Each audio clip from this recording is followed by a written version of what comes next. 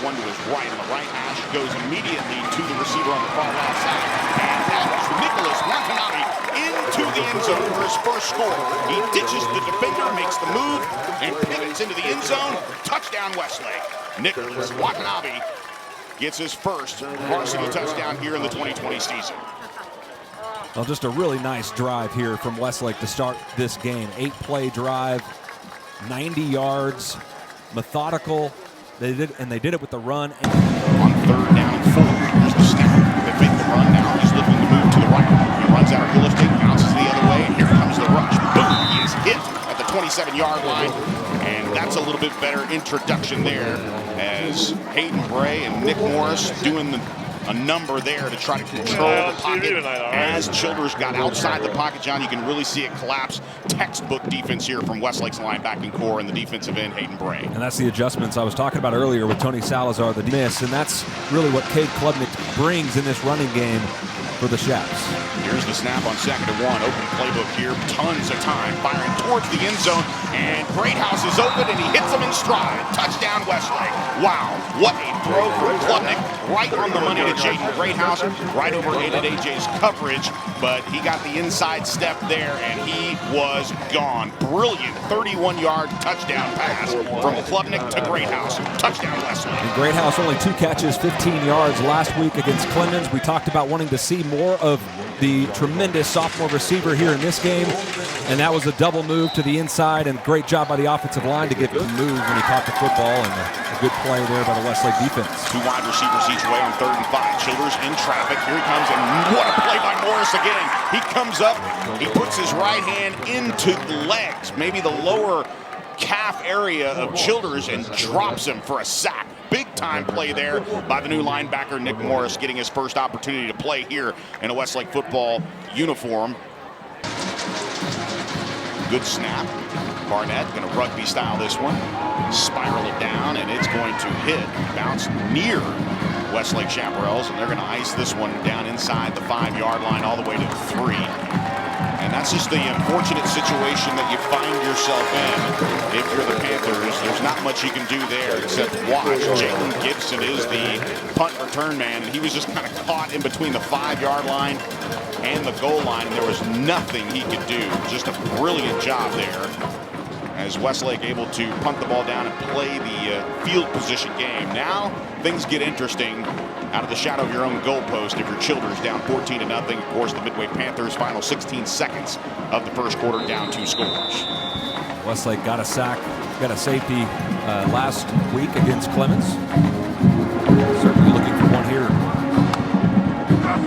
2 wide receivers to the right of the formation here, and the fumble in the end zone. This is going to be another safety that Ray maintains. Touchdown, actually. Wow. It's Hayden Bray. I thought the ball definitely was fumbled, and the officials, Nelson Barnes and company, are going to rule that fumble recovery by Westlake, and the defense has scored.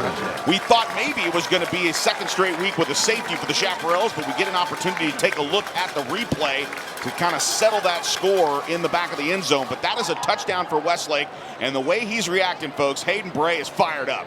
The handoff was clean, but it looked like on the exchange, it just fell out, and it could have been Fournier or it could have been Bray. It's Bray, touchdown on the fumble recovery in the end zone, and it goes from bad to worse for Midway. Here's Barnett for the extra point. That's why he's having an outstanding game. Safety blitz look, but now the handoff will go to the running back in the formation as both of them were there, but Miners gets the call, and he is into the end zone on 1st and goal from the 6-yard line. He takes it in for the score. His 4th rushing touchdown this season, had 3 last week. He has 1 tonight. Touchdown Westlake with 10:06 to play here in the 3rd quarter.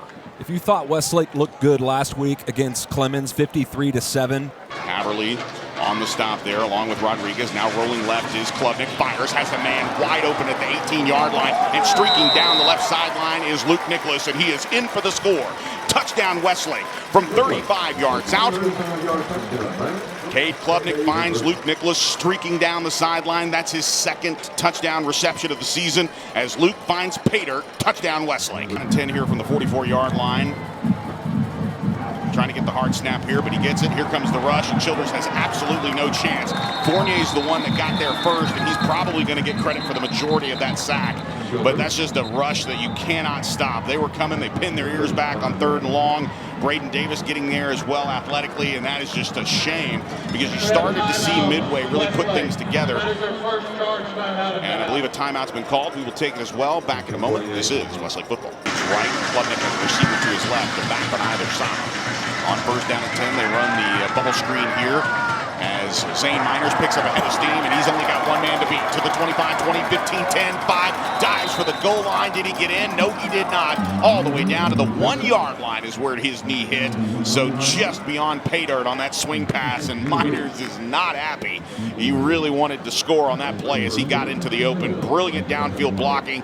Nicholas has his man, and that's really all the block that Zane Miners needed. And he tried to put this one to the house, but just came up a yard short. Yeah, that's too bad. You know, Zane Miners wanted that touchdown, but the speed once again from number 20. 1st and goal. The handoff will go to Nakfor. Nakfor into the end zone just like that. Westlake on the board in their first offensive possession here. Left on the short side of the field. Here's the snap, looking towards the end zone, firing left. That pass caught in the end zone, and Jaden Greathouse just turns around, and the ball was there. It was a little behind him. Nice focus, nice concentration there for Greathouse as he is into the end zone for his 2nd receiving touchdown tonight. Touchdown, Westlake. Just a perfect back shoulder throw there from Cade Klubnik to Jaden Greathouse. And we've seen a lot of these 8 to 10-yard passes on this drive from Cade Klubnik, and the zip on the ball and the accuracy that Klubnik showed on this drive is pretty impressive for the junior quarterback coming from Braden Davis. 3 wide receivers to the right of the formation here. Now rolling right, looking right, but Childers isn't going to be able to get out. He's going to be driven all the way out of bounds as the whistle blows. Wow, this is a huge sack as he just could not get it towards the sideline. They tried to bootleg him out to throw to give him some extra time here as he rolls right, and nobody was having it. Leopold was there trying to drive in. As you can see, just driving him back is big Nick Morris. I tell you what, Morris is a heck of an addition to the middle of this defense. 5. 2 wide receivers to the left are Stoney McGuire, 1 to his right, a halfback in front of him to the right. That's Chambers. Now back to throw. The southpaw looking to throw left. Has a man in the back of the end zone. That's Rhett Gieske. Gieske with the score. His first touchdown of the season. And for Rhett Gieske, it couldn't have come at a better time. And how about the throw? The senior Stoney McGuire to the senior Rhett Gieske. Gieske, his first varsity touchdown. McGuire with his first varsity touchdown pass. Touchdown, Westlake. That's one of the toughest throws to make right there. You place it right on that back pylon over the shoulder of Rhett Gieske. Perfect. Great leadership out of captains, guys that played, the guys that should play well for us in our early season are playing well. And then that takes the pressure off of guys that this is their 2nd varsity game. They don't have to be the guys that are, that are doing it all. Our veterans are playing extremely well right now.